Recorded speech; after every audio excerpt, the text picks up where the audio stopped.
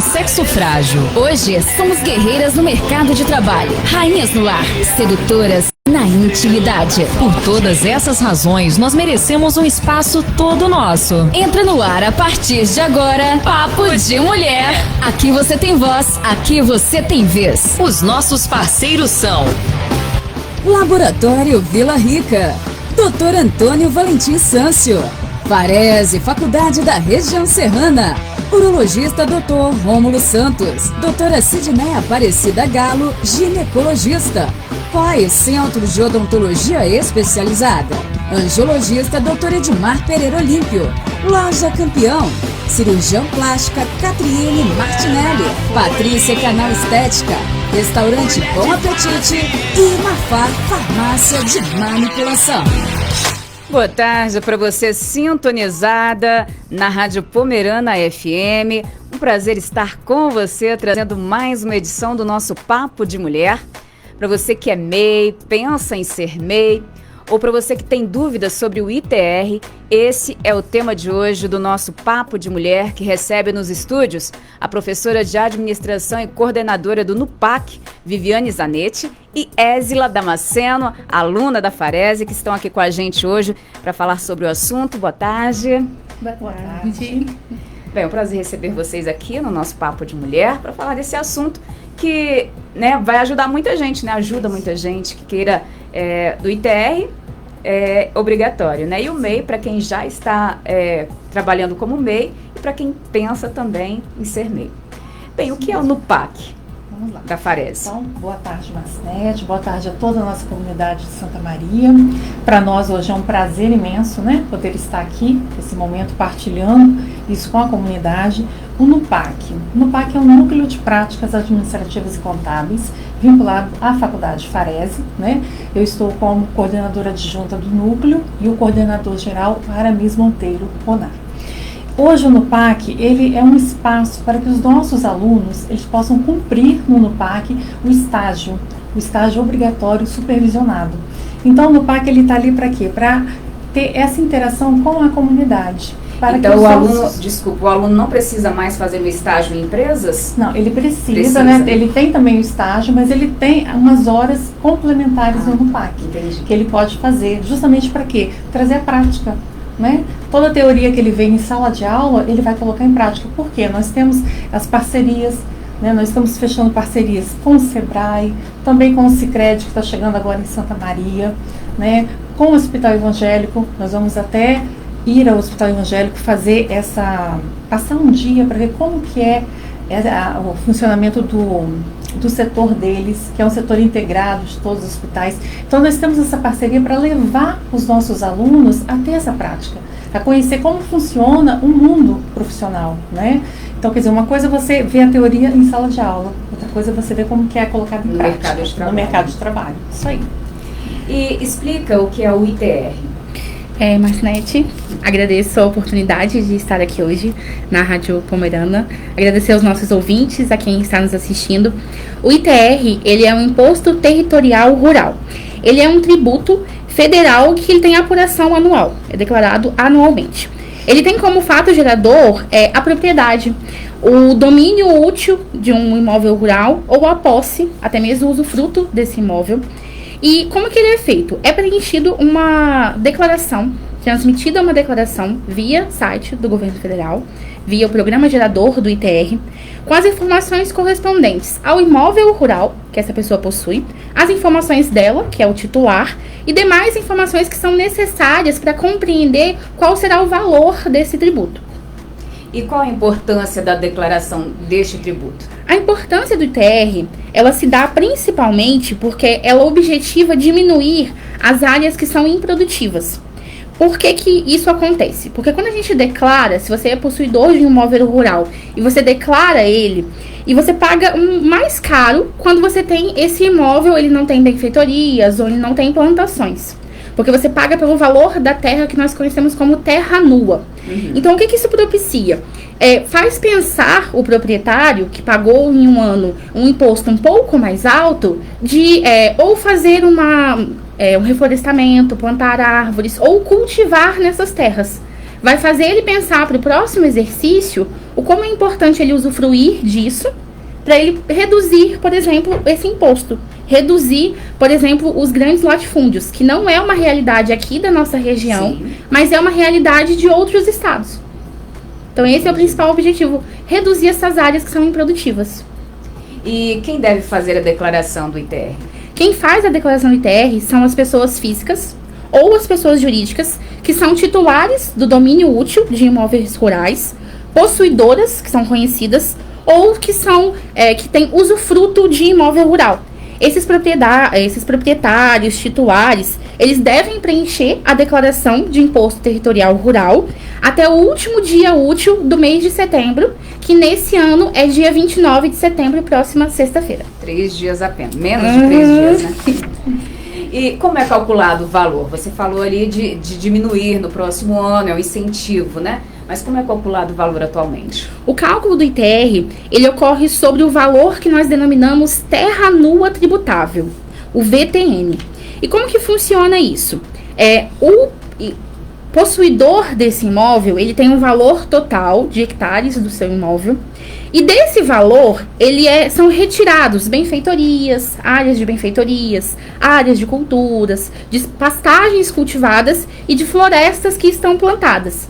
O valor que sobra desse residual de hectares é a terra nua, que nós denominamos. E é sobre aquele valor que é calculado o imposto. E tem um tamanho de terra, por exemplo, para ser calculado? Qualquer proprietário de terra, o tamanho da propriedade conta nesse cálculo?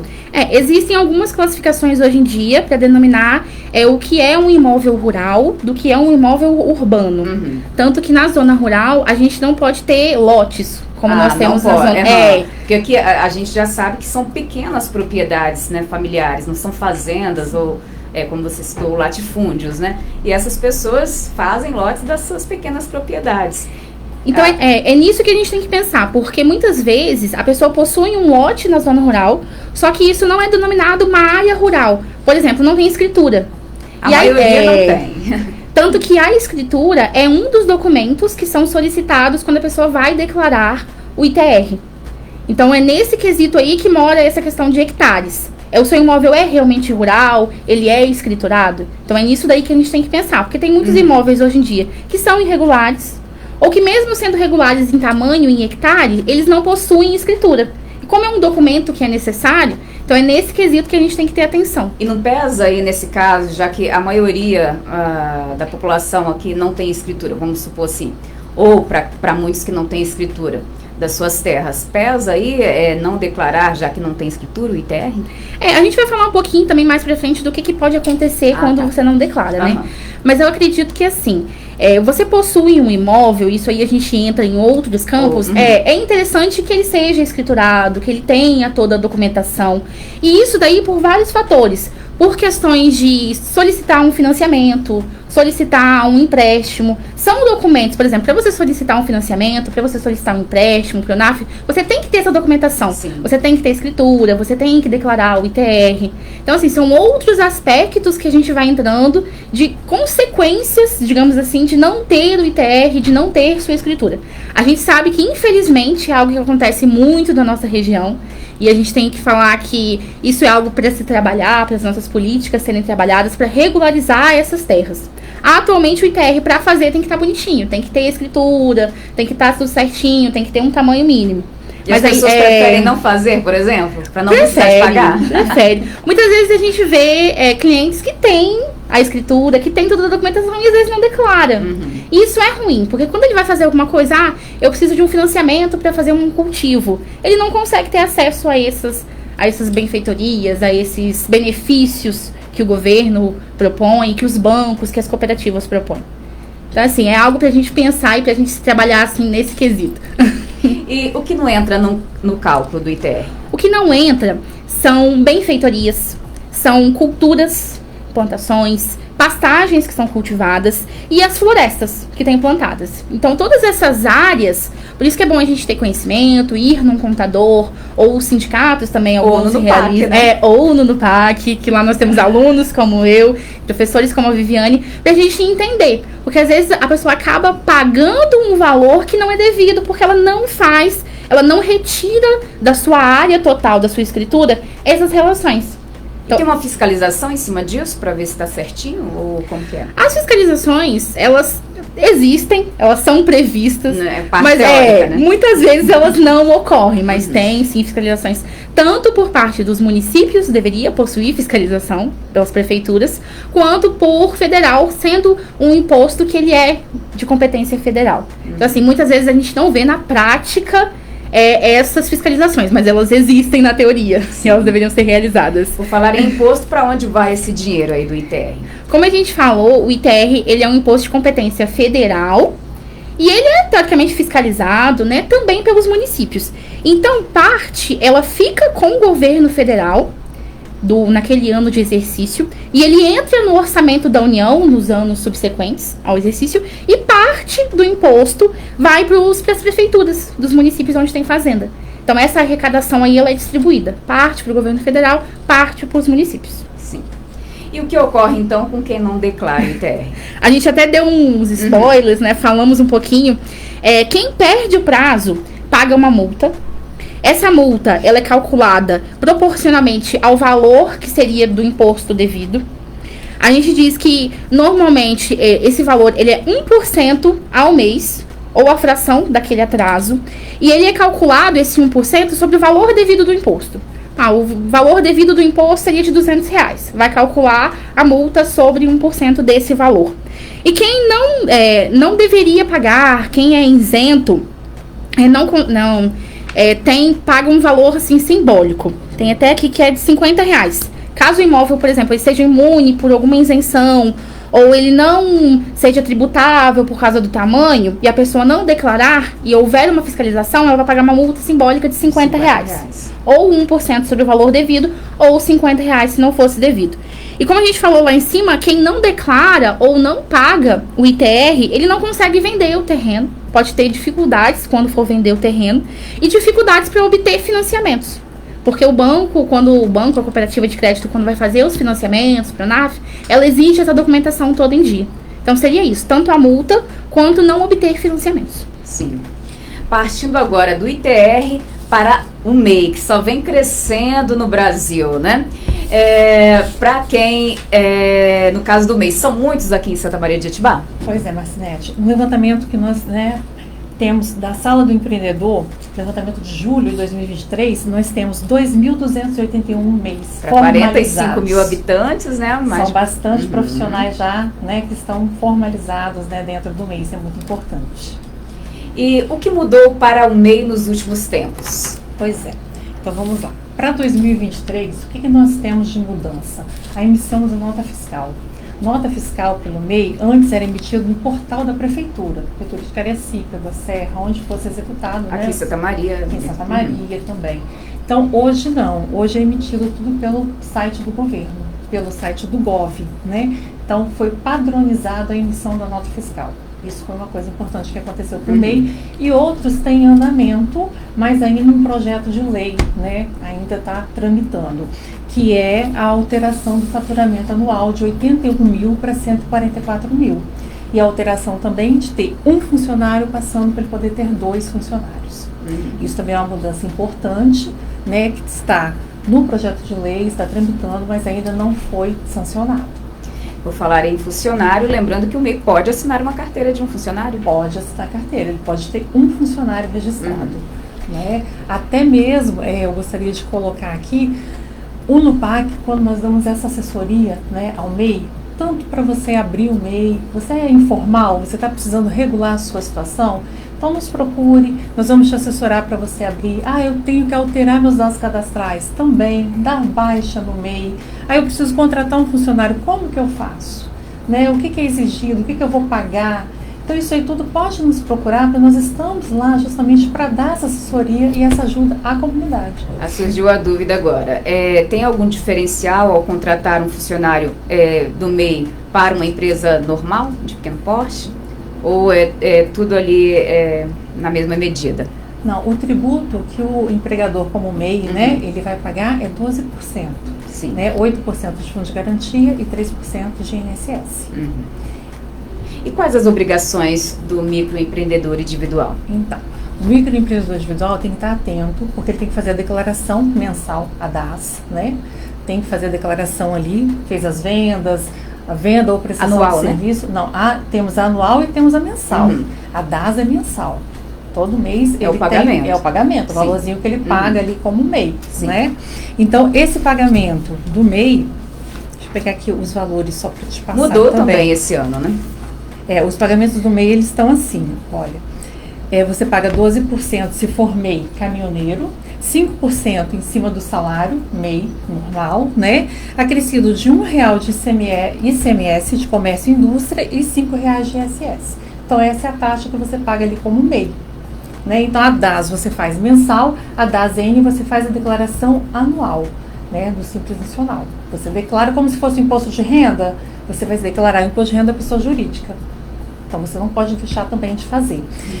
Outra coisa também muito importante, quando você, além da DAS, quando você emite nota fiscal, é obrigatório você emitir nota fiscal pessoa jurídica.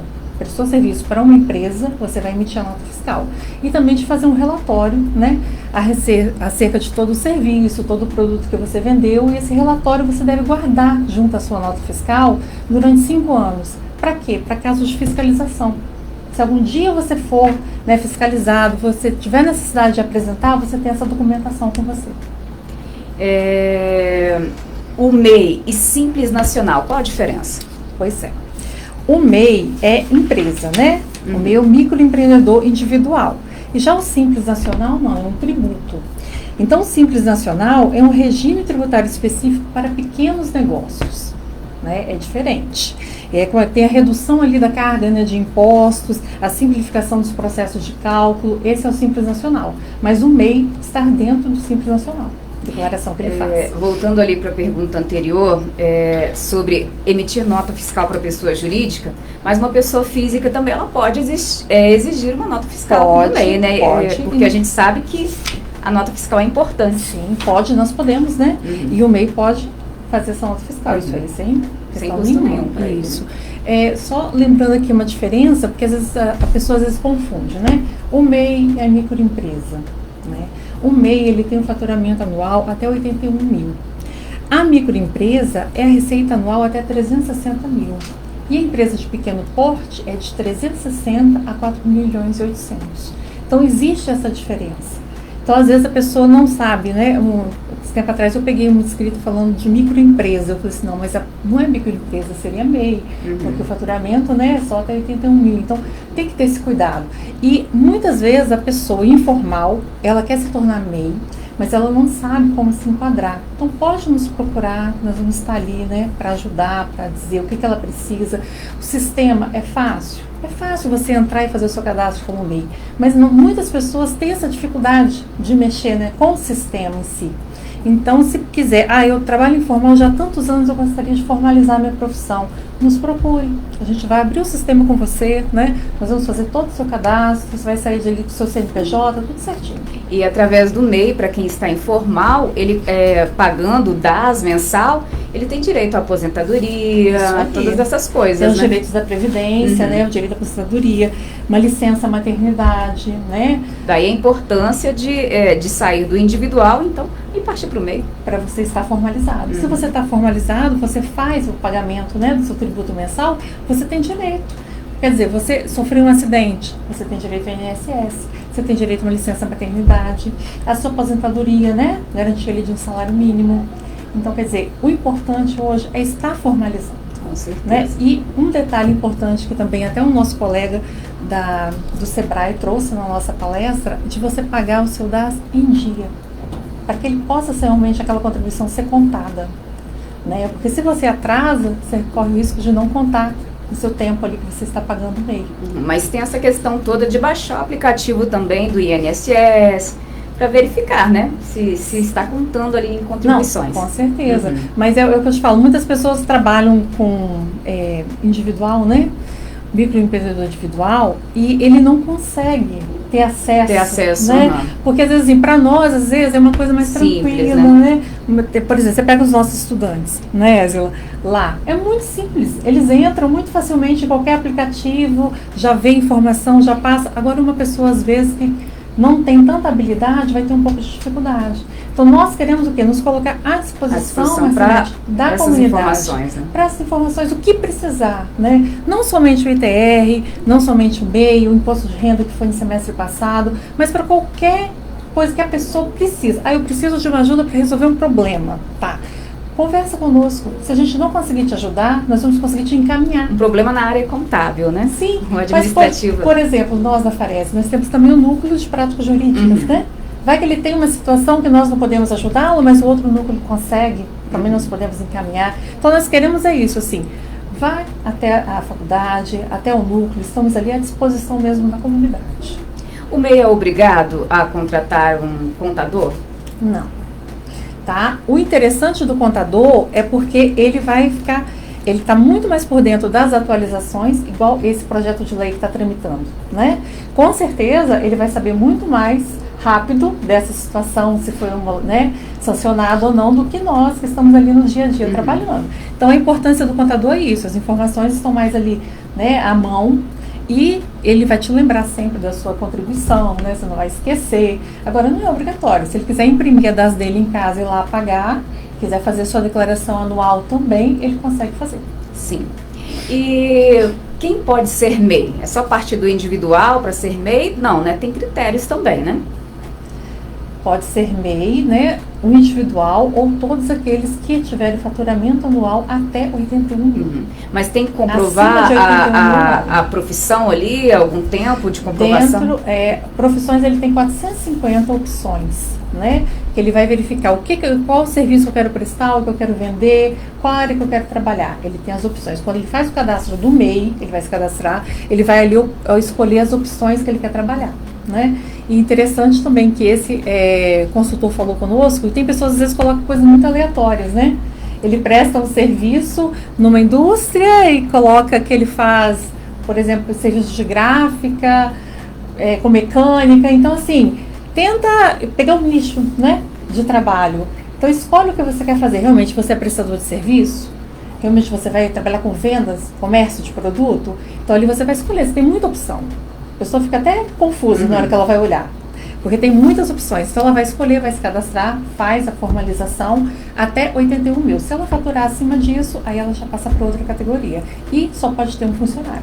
Se ela for abrir uma pequena empresa, um pequeno negócio, se ela for necessitar de mais de um funcionário, aí ela já não está no meio. A menos que esse projeto de lei seja aprovado, que aí você já vai ter condições de ter 2 funcionários. Tomara que seja, né? E quais os dias de atendimento do NUPAC na Farese? Então, o NUPAC nós atendemos esse semestre toda quarta-feira, das 16 às 18 horas. Então, amanhã tem atendimento, amanhã, né? E seria o último atendimento, no caso, do ITR. Do ITR, né? Agora, a Ésila vai até falar, né, a documentação que precisam levar para poder fazer a declaração do ITR, se quiserem estar lá, de 16 às 18, né? Eu vou estar... 2 horas, peraí. O dia inteiro na quarta-feira, né? Então, na quarta-feira, de 16 às 18 horas, às 2 horas. Vai estar o Aramis, eu vou estar lá, a Ésila também, né? Todo o núcleo lá participando, pronto para atendimento. A parte da tarde e à noite. Isso. Chegar um pouquinho depois das 19 horas também, nós vamos para aula depois disso, né? Mas a gente pode, a pessoa guarda, a gente desce para atender ela também. Então amanhã é o último dia de atendimento ao NUPAC para o ITR. Referente ao ITR. E quem não fez ainda seu ITR, se quiser ir lá, que nós auxiliamos na transmissão dele, precisa levar alguns documentos. E eu vou citar quais são eles, né? São os documentos pessoais do proprietário da terra, CPF e RG, a escritura do imóvel rural, que é aquilo que a gente tanto falou hoje, o ITR 2022, se tiver declarado no ano passado, levar o ITR, o CCIR, que é o INCRA, né? E o CAR, que é o Cadastro Ambiental Rural, se a pessoa possuir. Então, assim, são esses documentos bem simples que a pessoa tem que apresentar pra gente. A pessoa pode levar os originais, nós fazemos as cópias lá, pra gente poder estar transmitindo até a data limite, que é o dia 29. E é demorado o atendimento? Não é demorado. Ou fazer, regularizar essa papelada? Não, eu falo que costuma ser um pouquinho mais demorado porque a gente acaba conversando, né, com o cliente, entendendo um pouquinho da história dele, com o que ele trabalha, porque às vezes a gente tem que entender quais as culturas que ele maneja na zona rural dele, mas assim, a transmissão em si é bem rápida. Como é um sistema que a gente tem que preencher, igual é um imposto de renda, então assim, solicita uma informação, a gente preenche. Então não é algo muito dedutivo. A gente faz uma coisa e induz a outra. E o telefone, para quem queira mais informações, agora o ITR acabando, mas informações para o MEI, outras informações, qual o telefone do Vou passar, e até mesmo se ficar em dúvida, né, da documentação que a Ésila falou, pode mandar uma mensagem no nosso contato, no WhatsApp também, que nós vamos informar. O meu número, né, é 27 99579 9072. Repetindo. 99579 9072. O telefone do professor Aramis é 27 99769 6992. 99769 6992. E o número da Ésila? E o meu número é DDD 27 também, 99615 5540. 99615 5540. Os nossos microfones continuam abertos para vocês? Eu gostaria de ressaltar, né, que não só o trabalho do imposto de renda, do ITR, do MEI, mas também, principalmente assim, estudantes, outros profissionais que não sabem assim, eu quero fazer um currículo para uma empresa, atualizar o meu currículo, como que está sendo feito hoje em dia, né?